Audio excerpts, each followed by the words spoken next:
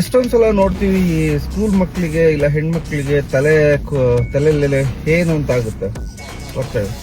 So ನಾವು ಪೆಡಿಕುಲೋಸಿಸ್ ಕ್ಯಾಪಿಟಿಸ್ ಅಂತ ಹೇಳ್ತೀವಿ ಮೆಡಿಕಲ್ ಟರ್ಮಿನಾಲಜಿ ಒಳಗಡೆ. ಸೊ ಜನ ಅದನ್ನ ಹೋಗಿಸೋಕ್ಕೆ ತುಂಬಾ ಕಷ್ಟಪಟ್ಟು ಕೆಲವೊಂದ್ಸಲ ತಲೆನೇ ಬೋಳಿಸ್ತಾರೆ. ಕೆಲವೊಬ್ರು ಪೆಟ್ರೋಲ್ ಯೂಸ್ ಮಾಡ್ತಾರೆ ಅದಕ್ಕೆ, ಕೆಲವೊಬ್ರು ಡೀಸೆಲ್ ಯೂಸ್ ಮಾಡ್ತಾರೆ. ಓಕೆ, ಇನ್ ಕೆಲವೊಬ್ರು ಏನಂದ್ರೆ ಈ ಕರ್ಪೂರ ಮನೇಲಿ ಜಜ್ಜಿಬಿಟ್ಟು ಅದು ಇದು ಅಂತ ಮಾಡ್ತಾರೆ. ಸೊ ಅಷ್ಟೆಲ್ಲ ಮಾಡೋ ಅವಶ್ಯಕತೆನೇ ಇಲ್ಲ.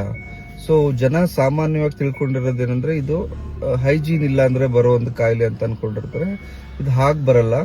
ಈ ಸ್ಕೂಲ್ ಮಕ್ಕಳಲ್ಲಿ ಏನಾಗುತ್ತೆ ಅಂದ್ರೆ ಒಬ್ರು ತಲೆ ಟಚ್ ಆದಾಗ ಒಬ್ರು ತಲೆಯಿಂದ ಇನ್ನೊಬ್ರು ತಲೆಗೆ ಹೋಗೋ ಚಾನ್ಸಸ್ ಇರುತ್ತೆ.